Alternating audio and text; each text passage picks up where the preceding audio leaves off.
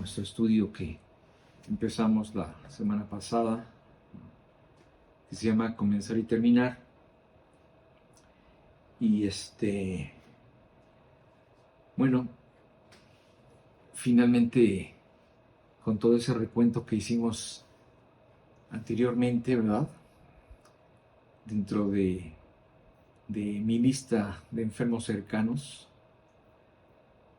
se me olvidó mencionarles a Canek. ¿Quién es Canek? Pues Canek es un tlacuache que rescató a mi hija en el campo y que alcanzó a vivir con nosotros unos 3 años y finalmente murió de cáncer.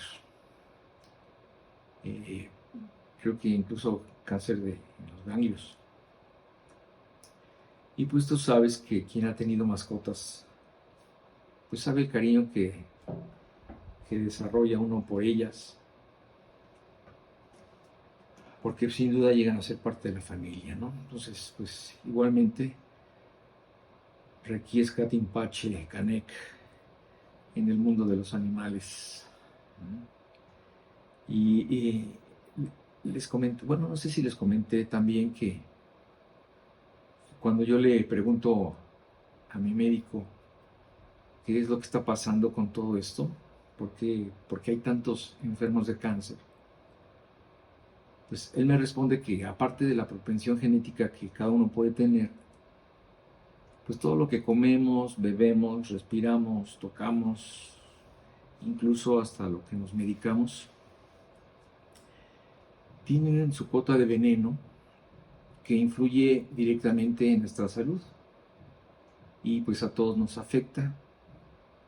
Unos tendrán asma, otros alergias, malestares y otros se manifestarán en cáncer, pero todos somos afectados de diferentes formas y de diferentes intensidades, ¿no? Pero pues en fin, aquí estamos en este mundo contaminado, ¿verdad? Hostil, este mundo alterado, enfermo, que con todo esto pues contribuye en gran manera al deterioro de nuestros cuerpos. Y aunque pues sí, nos cuidamos y luchamos y tratamos de sobrellevar nuestros males con la ayuda de la medicina, pues todos estamos expuestos. Claro, hay unas personas que abusan de su cuerpo, ¿verdad? Lo someten a esfuerzos mayores, ya sea por llevar una dieta evidentemente mala, por excesos, drogas, alcohol, etc. Y pues obviamente las cosas se complican y generalmente se presentan las muertes prematuras, pero de todos modos, tarde o temprano, ¿verdad? Nuestro cuerpo va a claudicar, va a morir y va a partir. Eso es algo inevitable que hemos venido tratando en la semana pasada y en otros estudios anteriormente. Como vimos la semana pasada, a raíz de nuestra reconciliación con Dios, todos tenemos un llamado al servicio, un llamado y unos dones que se nos dan precisamente para desarrollar este servicio. Y les decía que estos dones son irrevocables. Cuando estos te fueron dados especialmente para ti, fueron diseñados para tu necesidad y para nadie más. Los puedes usar o no, puedes responder al llamado o no, pero si no respondes o no los usas, no te serán quitados ni le serán dados a otra persona. Simplemente se quedarán ahí desperdiciados. Así que esta mañana vamos a continuar estudiando en qué consiste este llamado de parte de Dios. Primeramente, es importante aclarar que este llamado proviene de Dios y de nadie más. No es un llamado que te está haciendo el pastor, no es un llamado que te está haciendo la iglesia, no es un llamado que te está haciendo la Grey, sino es Dios mismo el que te llama. Y vamos a leer en el libro de Hechos, el capítulo 20, el versículo 24, donde nos explica un poquito más en qué consiste este llamado. Y dice así: pero de ninguna cosa hago caso, ni estimo preciosa mi vida para mí mismo, con tal que acabe mi carrera con gozo y el ministerio que recibí del Señor Jesús, para dar testimonio del Evangelio, de la gracia de Dios. Estas son palabras de Pablo. Y comienza precisamente, vamos a analizar más detenidamente este verso, y dice: pero de ninguna cosa hago caso, dice Pablo. Pablo reitera, ¿verdad?, cuál es su propósito de vida, que es precisamente la obra de Dios. Y para esto dice que él necesita hacer a un lado las distracciones que pudieran desviarlo. Dice: de ninguna cosa hago caso.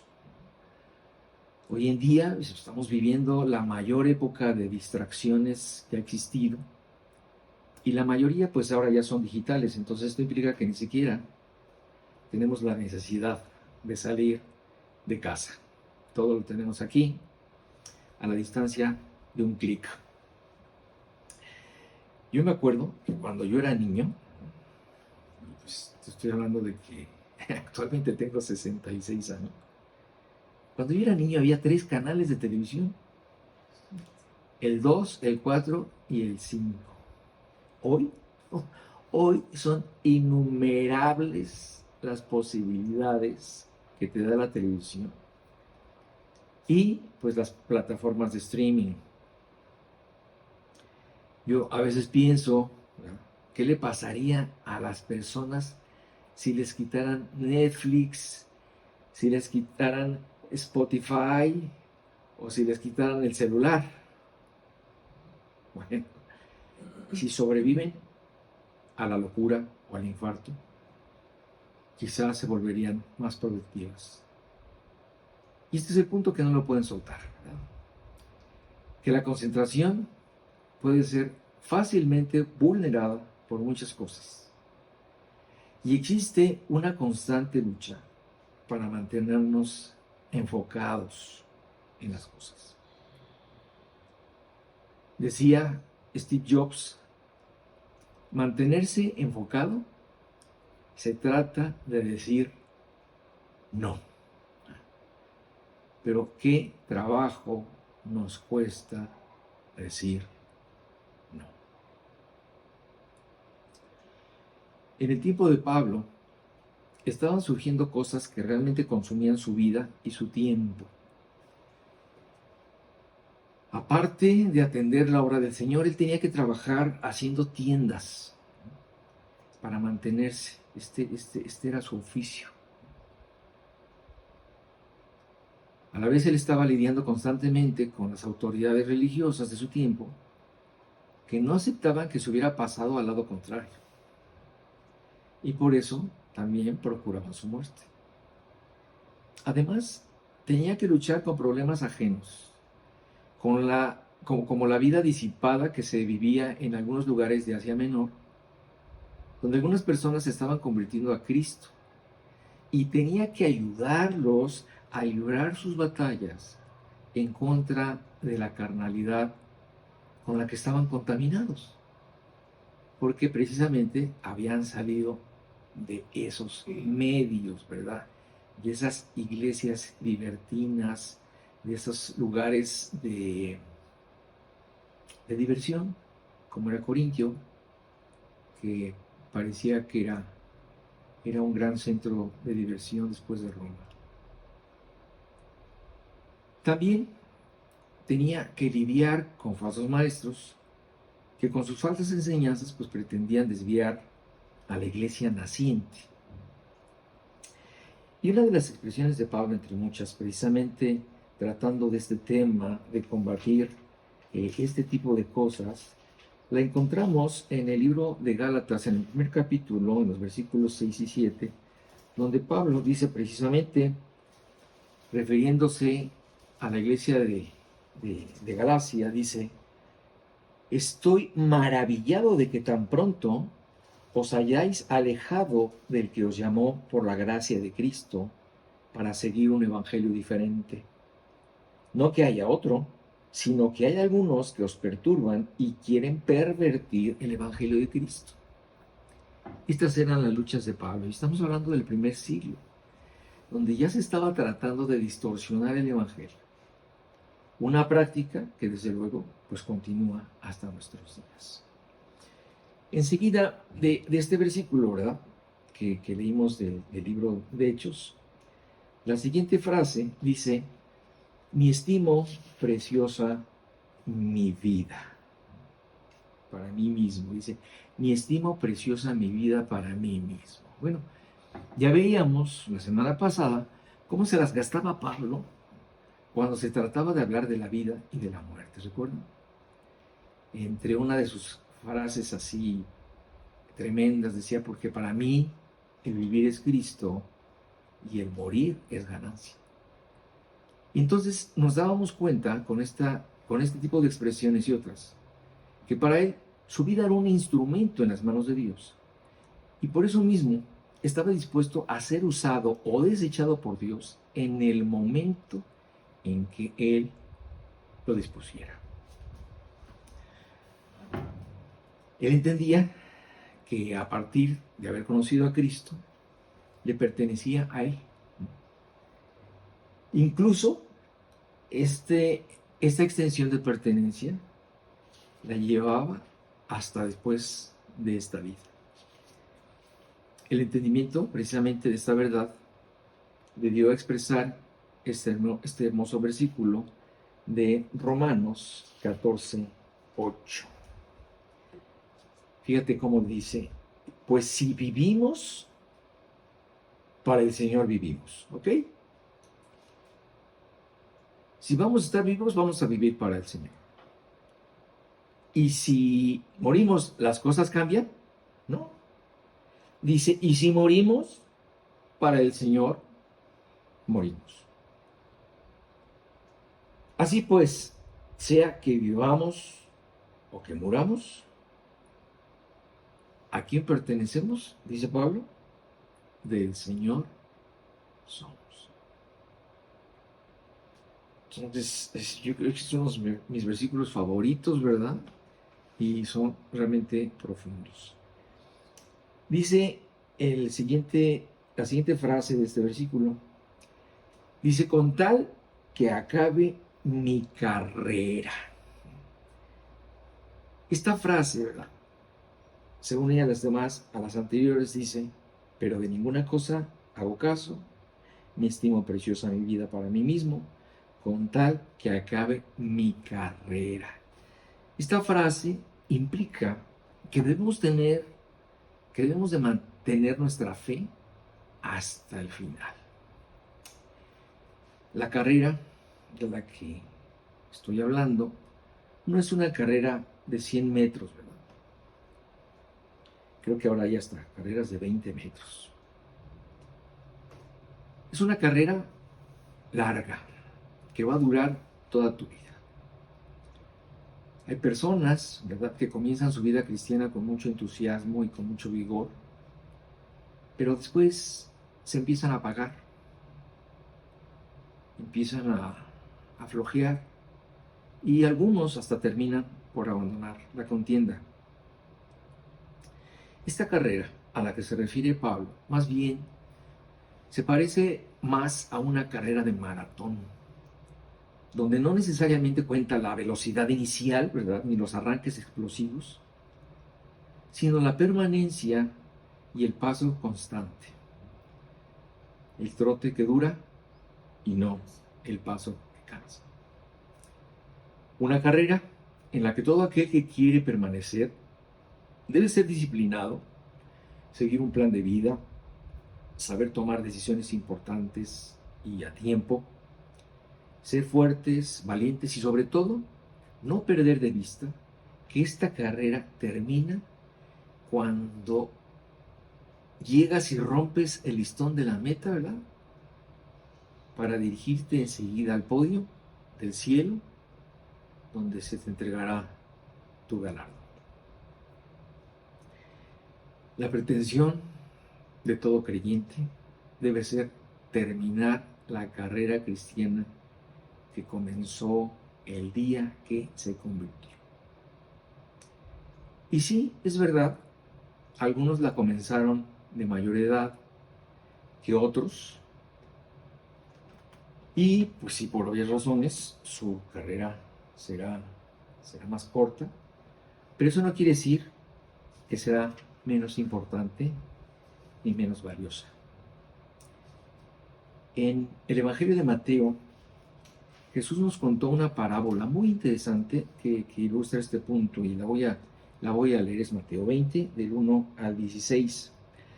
Dice: porque el reino de los cielos es semejante a un hombre, padre de familia, que salió por la mañana a contratar obreros para su viña, y habiendo convenido con los obreros en un denario al día, los envió a su viña. Saliendo cerca de la hora tercera, o sea que es como a las 9 de la mañana, vio a otros que estaban en la plaza desocupados y les dijo: y también vosotros a mi viña, y os daré lo que sea justo. Y ellos fueron. Salió otra vez cerca de las horas sexta y novena, son las 12 y las 5, las 12 y las 5 de la tarde, e hizo lo mismo. Y saliendo cerca de la hora undécima, halló a otros que estaban desocupados y les dijo: ¿por qué estáis aquí todo el día desocupados? Le dijeron: porque nadie nos ha contratado.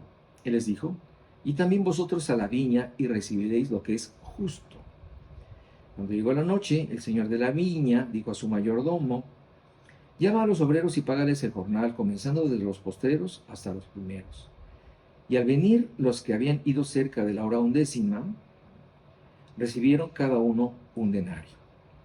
Al venir también los primeros, pensaron que habían de recibir más, pero también ellos recibieron cada uno un denario.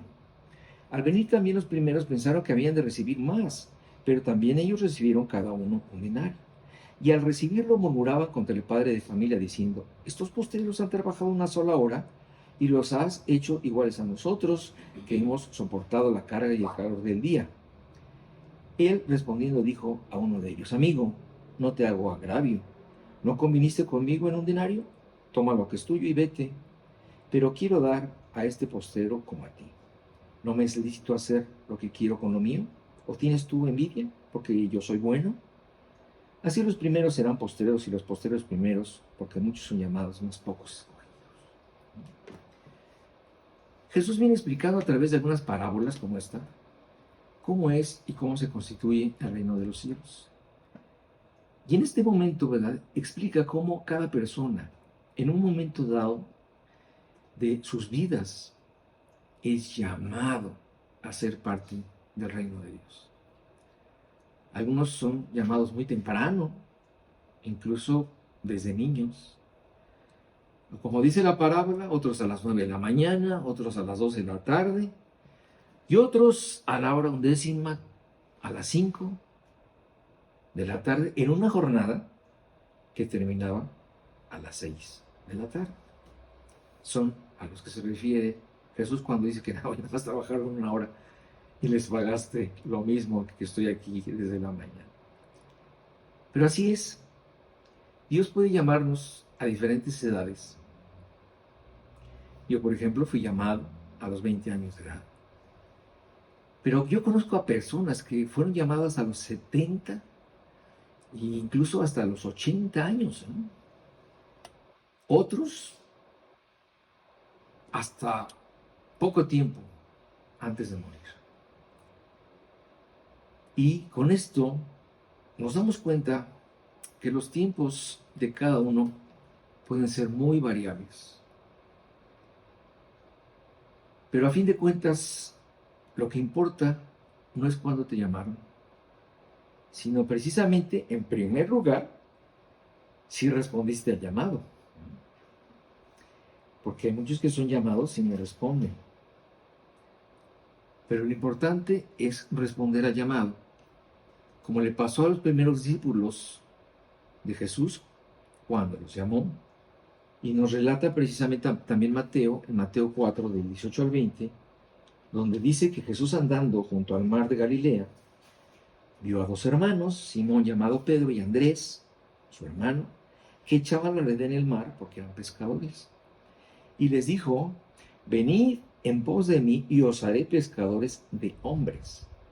Ellos entonces, dejando al instante las redes, le siguieron.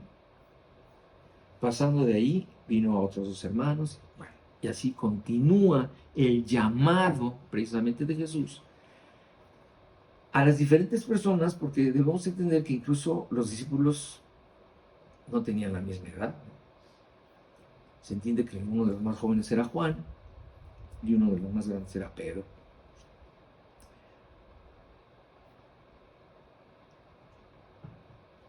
Al final de la jornada, el resultado esperado por Jesús fue que todos respondieron al llamado. Y este es el punto. Como dice la parábola que leí, a cada uno, al final de cuentas, se le dará lo justo de acuerdo a su servicio, de acuerdo a lo que haya trabajado. No importando, y quiero que te fijes en este detalle, no importando si fue mucho o poco tiempo. Eso no importa. Lo que contará será la intención, la intensidad, la honestidad y no tanto la cantidad, sino la calidad y la sinceridad de tu desempeño. Cosas que pues nosotros mismos nos damos cuenta que solamente Dios las puede evaluar. ¿Por qué? Porque Él es el único que conoce los corazones. Lo que nos debe quedar claro es que iniciada la carrera, solo queda seguir hacia la meta, hacia adelante, y correr todo el tiempo mientras Dios te dé la oportunidad de hacerlo. Es verdad que algunas carreras se van a interrumpir por la enfermedad, otras con la muerte, pero mientras puedas, tú debes de aprovechar tu tiempo, ¿verdad? Y como leímos que decía Steve Jobs, quizás esto implica decirle no a muchas cosas. Dice la siguiente frase de este versículo de Hechos 20, de Mateo, Hechos, ¿verdad? Hechos 20, 24. Decía Pablo, con tal de que acabe mi carrera, y le agrega algo, y dice, con gozo. Quiero acabar mi carrera con gozo y el ministerio que recibí del Señor. Pablo era muy consciente de que en el camino a Damasco, que tomó un día para perseguir a los cristianos, ¿verdad? Como podemos leer en la Escritura, Jesús le salió al encuentro. Jesús lo buscó. Jesús le habló, le llamó y le dio un nuevo trabajo. Y nadie más se lo dio sino Jesús mismo. ¿Y qué pasó? A partir de ese momento, que la carrera de Saulo de Tarso terminó y comenzó la de Pablo. Entonces, en este verso, en esta frase que acabo de leer, Pablo toca un punto muy importante, que es el del gozo. Porque en general, pues hacer las cosas con alegría hacen que las cosas salgan mejor y hasta nos cueste menos trabajo realizarlas. Para tener gozo en medio de una carrera que de por sí es sufrida y difícil, debes estar convencido que lo que estás haciendo, lo estás haciendo para el Señor. En la carta a los Efesios, Pablo hace una comparación entre nuestro trabajo común, ¿verdad? Entre nuestro trabajo secular y nuestro trabajo para Dios. Y dice en Efesios 6, 5 y 6 lo siguiente: siervos, obedeced a vuestros amos terrenales con temor y temblor, con sencillez de vuestro corazón, como a Cristo, no sirviendo al ojo como los que quieren agradar a los hombres. Aquí Pablo nos está hablando de tener respeto, de tener temor y sinceridad a nuestro trabajo, y nos conmina a hacerlo bien todo el tiempo. Y continuando con su razonamiento nos dice: si esta es la actitud que debemos tener a nuestros jefes y a nuestro trabajo terrenal, con mayor razón la debemos tener hacia las cosas de Dios. Y continúa diciendo Pablo: sino como siervos de Cristo de corazón, haciendo la voluntad de Dios, sirviendo de buena voluntad como al Señor y no a los hombres. Y entonces nos hace recordar que aparte de nuestros amos, nuestros jefes, nuestros patrones que podamos tener en esta tierra, también tenemos otro amo que es Dios.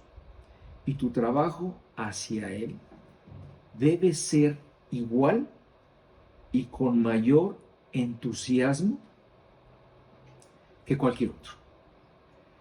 En el primer caso, pues tu recompensa será el pago de tu sueldo, ¿verdad? Y en el segundo será una recompensa eterna. Como termina Pablo en el siguiente versículo, en el 8, dice: sabiendo que el bien que cada uno hiciere, ese recibirá del Señor. Entonces aquí Pablo dice que además de todo, como lo venimos manejando, tu trabajo no será gratis, sino que tendrá una recompensa. Entonces, esta idea de Pablo de llevar a cabo la carrera con gozo, ¿verdad?, y terminar el ministerio que nos ha dado el Señor, se trata precisamente de no asumir una actitud estoica, ¿verdad?, ni de mártir, ¿verdad?, ni tampoco ser un masoquista que sufre sirviendo al Señor, sino se trata de encontrarle el sentido correcto a tus acciones, tomando en cuenta precisamente no solamente el beneficio que le vas a generar a tu prójimo al llevarlos a los brazos de Dios, sino a todo lo que es la causa eterna de Dios. En el mundo deportivo, a quien alude Pablo constantemente precisamente para ilustrar sus conceptos, en el mundo deportivo, solo aquellos que realmente disfrutan su deporte están dispuestos a privarse de muchas cosas, a hacer sacrificios y a disciplinarse. Es más, cuando tú hablas con un corredor, bueno, un corredor serio, ¿verdad?, te dicen que no pueden estar un día sin correr, que esto ya ha venido a ser parte de sus vidas, que lo disfrutan y lo hacen precisamente porque les gusta, porque ya le encontraron ese gusto por hacerlo. Entonces, opuesto a lo que sería el gozo, sería precisamente que tú en este caminar, en este proceso, en este trabajo, en este ministerio, tú permitas que en tu vida se asome alguna raíz de amargura, porque esto hará que tu carrera precisamente deje de ser atractiva. Como lo dice en Hebreos 12:15, donde dice: mirad bien, no sea que alguno deje de alcanzar la gracia de Dios, que brotando alguna raíz de amargura os estorbe y por ella muchos sean contaminados. La amargura ha sido la causa de que muchos abandonen la carrera, de que pierdan el rumbo o que la sufran en vez de disfrutarla. Yo sé que no siempre es fácil, y menos cuando nos dejamos gobernar por nuestras emociones. Pero en nuestro recorrido es un hecho que debemos esperar que nosotros, al igual que un corredor, ¿verdad?, se va a enfrentar con muchas pruebas, tanto propias como externas, que va a haber ataques, que va a haber subidas y bajadas en el recorrido, que quizás te encuentres con climas cambiantes, con situaciones tan duras que a lo mejor hasta te harán dudar de Dios y del sentido de tu trabajo. Pero en la Biblia tú puedes encontrar muchas palabras de aliento de las cuales tú te puedes agarrar cuando enfrentes este tipo de dudas o de problemas, como es el caso de este versículo en Isaías 40, 30, 31, donde dice, ¿verdad? Los muchachos se fatigan y se cansan, los jóvenes flaquean y caen, pero los que esperan a Jehová tendrán nuevas fuerzas. Levantarán alas como las águilas, correrán y no se cansarán, caminarán y no se fatigarán. Entonces, aquí la clave, el tip que nos da este profeta es que tienes que esperar en Dios. Tienes que poner tus ojos en Él, en este tipo de situaciones, ¿verdad? Y tienes que agarrarte precisamente de sus promesas para no flaquear ni abandonar la gesta. Dios, mira, Dios sabe en qué momento te dará descanso, cuándo es el tiempo correcto para darte el agua que necesitas para mantenerte hidratado en tu carrera. Y Él sabrá en qué momento darles más fuerza a tus piernas, ¿verdad? Y Él sabrá administrar tu esfuerzo para que corras, camines y levantes el vuelo como las águilas. Dice la siguiente frase de este verso de Hechos 20:24. Voy a leerlo desde el principio para ir hilando. Dice, pero de ninguna cosa hago caso, ni estimo preciosa mi vida para mí mismo, con tal que acabe mi carrera con gozo y el ministerio que recibí del Señor, para dar testimonio del Evangelio de la gracia de Dios. Con estas palabras Pablo concluye la idea de este versículo y lo hace precisamente para aclarar de qué se trata todo. ¿De qué se trata esta carrera? ¿Qué es tan importante y valiosa? ¿Por qué vale la pena correrla y hacerlo con gozo? ¿Por qué? Porque se trata nada más y nada menos de predicar el Evangelio. Para dar testimonio del Evangelio, de la gracia de Dios. En esta expresión paulina hay dos palabras destacadas, que es Evangelio y gracia.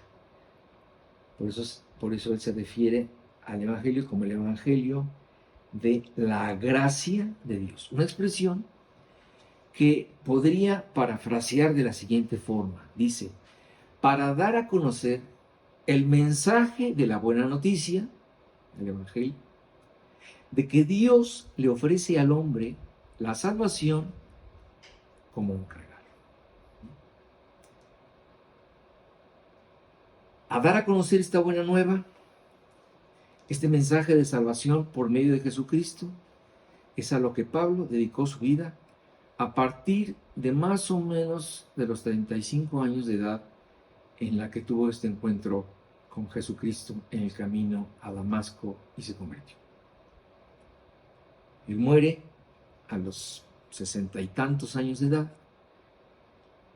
Así que podemos ver que casi la mitad de su vida la dedicó a predicar el Evangelio de la gracia de Dios, el cual resumió en 1 Timoteo 1:15, donde dice, palabra fiel y digna de ser recibida por todos, que Cristo Jesús vino al mundo para salvar a los pecadores, de los cuales yo soy el primero.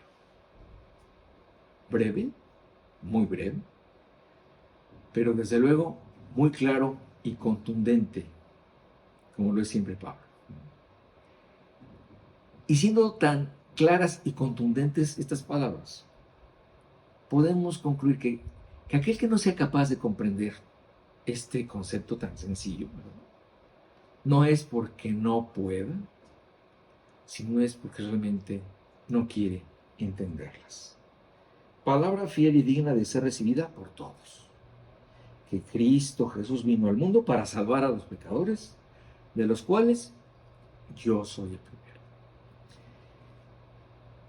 Como esta expresión, hay varias más en donde Pablo hace un así hiperresumen de lo que es el Evangelio.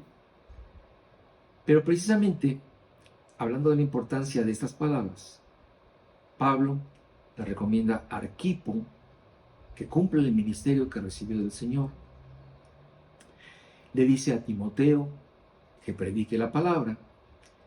Y si él viviera, si Pablo viviera, nos diría exactamente lo mismo a ti y a mí. Asegúrate de llevar a cabo el trabajo que Dios te dio. Asegúrate de hacer todo lo posible para dar a conocer la buena noticia a todos los que te rodean, empezando por tu familia. Asegúrate de poner todo tu empeño en ello y usa para ese propósito todos los recursos que Dios te dio. Inteligencia, sabiduría, sagacidad, ingenio e incluso tu dinero. Asegúrate de tomar este trabajo en serio y con responsabilidad. Piensa que no te sirve de nada llegar al final de tu vida haciendo un balance de todas las muchas cosas que hiciste para el mundo y las pocas que hiciste para Dios. Ahora, ¿por qué Pablo hizo el objetivo de su vida predicar el Evangelio? Predicar el Evangelio, ya vimos por qué el Evangelio. ¿Por qué predicarlo? Porque él entendió que predicar, hablar, compartir el Evangelio es el método que Dios escogió desde siempre para dar a conocer su mensaje por medio del testimonio humano. Y no importa cómo lo realices, ¿verdad? Hemos hablado de que hay formas gráficas en películas y cosas. Lo puedes hacer en forma escrita, lo puedes hacer en forma hablada, como Dios te dé a entender, a tu ingenio y tu creatividad. Pero el punto es dar testimonio de nuestra fe. ¿Dios pudo escoger otro método para dar a conocer el Evangelio? Seguramente sí, ¿verdad? Tal vez hubiera podido decir una de esas: miren, cada cierto tiempo, en tal lugar, se va a aparecer un ángel y les va a dar un mensaje. O tal vez Dios podría esperar que con todas las cualidades que Dios le dio al hombre, con el paso del tiempo, se hiciera tan sabio que pudiera entender los propósitos de Dios por sí mismo. Pero no. En primer lugar, escogió al hombre para dar a conocer a Jesús y su obra, la cual, pues sí, sabemos que algunos la vieron personalmente y otros, pues la hemos recibido después ya escrita en la Biblia. Este trabajo tampoco se los dio a los ángeles, ¿verdad? A ellos tampoco les dio el privilegio de predicar el Evangelio, ni tampoco se le ha ocurrido a Dios darlo a conocer por medio de señales extraordinarias. Como algunos pretenden también decir, ¿verdad? ¿No? Es que ayer Dios me dijo, y las apariciones y todo este tipo de cosas. No, así Dios no escogió dar a conocer su mensaje. Tampoco esperó que el hombre descubriera solo la verdad, porque en la sabiduría del hombre, dice la Biblia que el hombre no encontró a Dios. Entonces concluimos que estas verdades tienen que ser conocidas por el hombre y el hombre tiene que ser conducido al conocimiento de Dios. La Biblia nos dice que muchos hombres se han hecho sabios en su propia opinión y se han dedicado a inventar la forma de llegar a Dios por medio de esfuerzos humanos, filosofías y religiones. Pero Dios escogió, fíjense cómo le llama, la locura de la predicación del Evangelio de la gracia de Dios. Escogió la transmisión de boca en boca, del testimonio de unos contándoles a los otros la forma como conocieron a Dios. Este método ha funcionado muy bien a través de los siglos y ha sido realmente efectivo. Si te das cuenta, así conociste tú a Dios, así lo conocí yo. Alguien me habló de Él, decidí aceptar sus palabras y decidí recibirlo en mi corazón. Dice Pablo en 1 Corintios 1:21, pues ya que en la sabiduría de Dios, pues ya que en la sabiduría, pues ya que en la sabiduría de Dios el mundo no conoció a Dios mediante la sabiduría, agradó a Dios salvar a los creyentes por la locura de la predicación. La sabiduría humana jamás pudo concebir el plan divino de la redención, el cual encaja perfectamente con la justicia, el amor y el perdón de Dios. El hombre siempre se ha ido por otro lado, generalmente por el de querer agradar a Dios por medio de sus obras. Y bueno, y aún suponiendo, sin conceder, que algún hombre hubiera descubierto por sí mismo el plan de Dios, de todos modos este hallazgo intelectual no sería suficiente, porque para alcanzar la salvación no solamente se necesita saber cómo hacerlo, se necesita en primer lugar aceptar la incapacidad del hombre para salvarse por sí mismo, y después se necesita tener la humildad de rendirse ante el Salvador a través del arrepentimiento y el perdón. Ahora, ¿por qué Pablo usa este término, verdad? ¿Por qué habla de la locura de la predicación? Bueno, en realidad Pablo viene arrastrando una argumentación acerca de este punto desde el versículo 18, donde dice, porque la palabra de la cruz, estamos hablando del Evangelio de la gracia de Dios, dice, porque la palabra de la cruz es locura a los que se pierden, pero a los que se salvan, esto es a nosotros, es poder de Dios. Es decir, la palabra y la predicación de esta son una locura solamente para aquellos que la rechazan. Porque para aquellos que la entienden y la aceptan, en vez de ver algo incongruente en ella, ven precisamente el poder de Dios. Y así es, cuando la palabra de Dios es manifestada, solo puede haber dos reacciones ante ella, o la aceptan o la rechazan. Los que dicen que lo van a pensar, bueno, pues en realidad la están rechazando por lo menos en ese momento. Entonces, Dios se ha revelado al hombre en forma general. Dice el salmista que los cielos cuentan la gloria de Dios y el firmamento anuncia la obra de sus manos. Esa es la revelación general que Dios le da al hombre.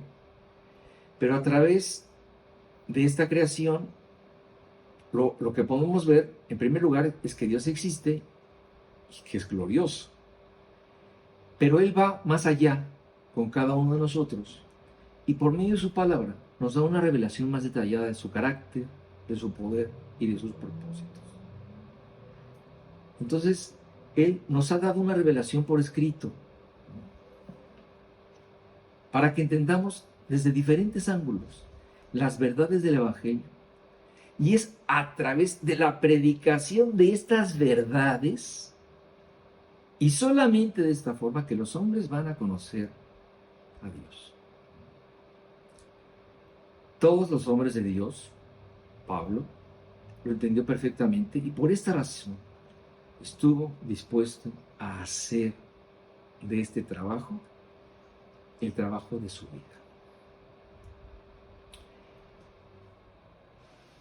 ¿Cuál podría ser nuestra conclusión para este estudio? Bueno, hoy como entonces, ¿verdad?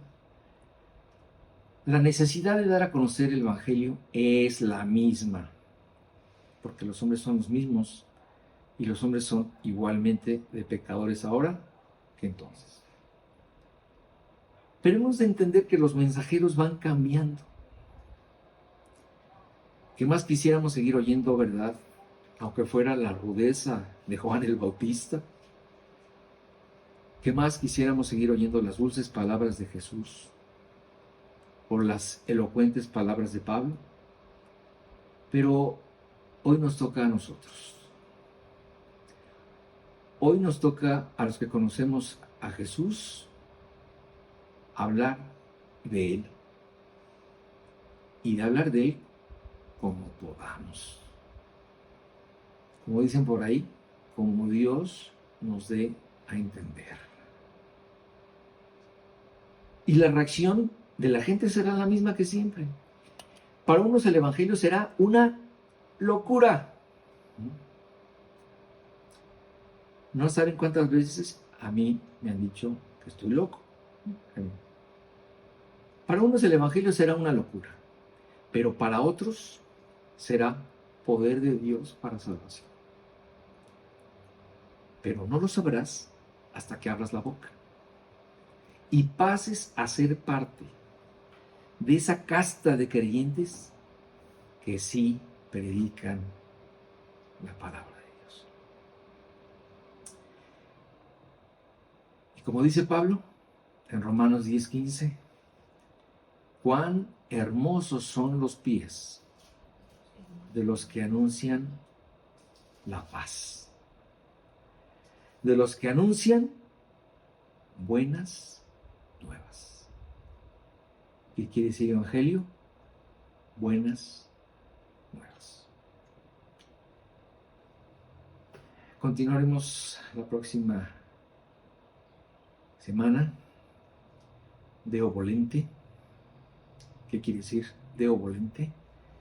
Si Dios quiere. Hermanos, que Dios los bendiga. Maranatha.